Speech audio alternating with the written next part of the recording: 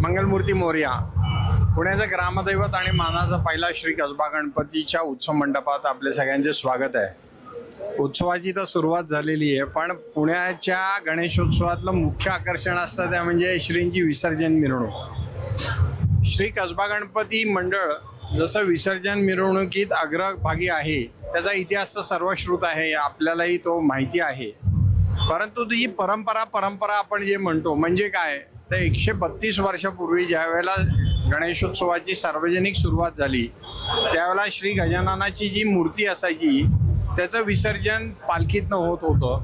आणि आत्ता सुद्धा तीच परंपरा आपण जपलेली आहे. फक्त भाविक आता चांदीच्या पालखीतनं श्रींची मूर्ती ही खांद्यावर घेऊन विसर्जनासाठी जातात. मी लहान होतो तेव्हापासून ज्या विसर्जन मिरवणुकीच्या आठवणी आहेत आणि खूप लक्षात असणाऱ्या आठवणी आहेत.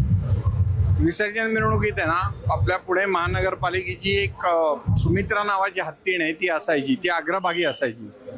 आमच्या गणपतीच्या पुढं ती असायची. महापौर आणि बाकीचे मान्यवर हे ज्या वेळेला हार घालायचे आपल्या टिळक पुतळ्यापाशी, त्यातनं मिरवणुकीला सुरुवात होताना पारंपरिक वाद्य असायची. प्रभात बँड जो आहे की तो गेले अनेक वर्ष अनेक दशकं आपल्याकडे त्याचं वादन करतो.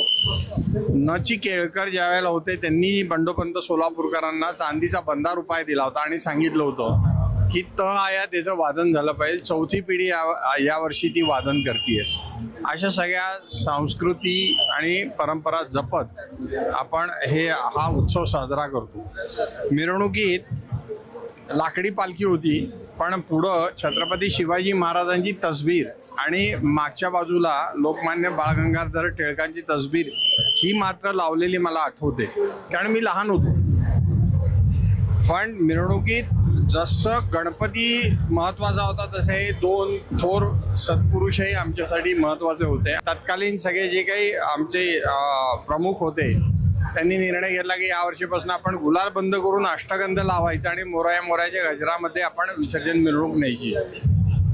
आम्हाला तर एकदम वाईट वाटला. गुलालच नाही, मिरवणुकीत गुलाल म्हणजे ज्या कार्यकर्त्याच्या अंगावर गुलाल जास्ती तो भारी कार्यकर्ता. मग ती एक अशी निकोप स्पर्धाच असायची की गुलाल आणि मग मिरवणूक.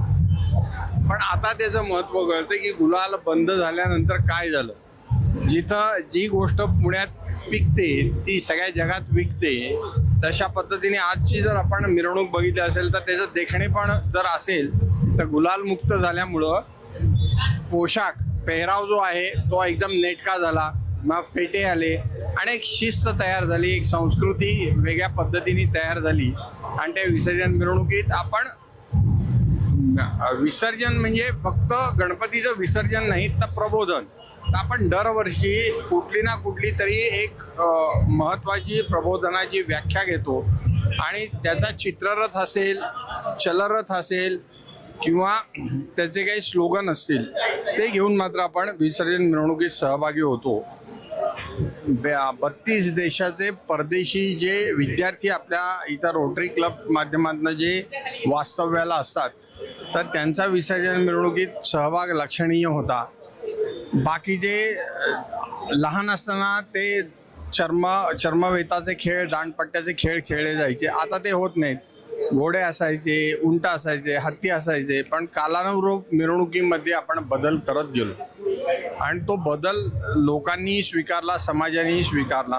कारण विसर्जन मिरवणुकीचा लागणारा वेळ हा कसा कमी करता येईल त्यासाठी मंडळ हे नेहमीच प्रयत्नशील राहिलेलं आहे. आणि अशाच दिमागदार पद्धतीने यावर्षीची सुद्धा विसर्जन मिरवणूक आपण करू. मंगलमूर्ती मोरया.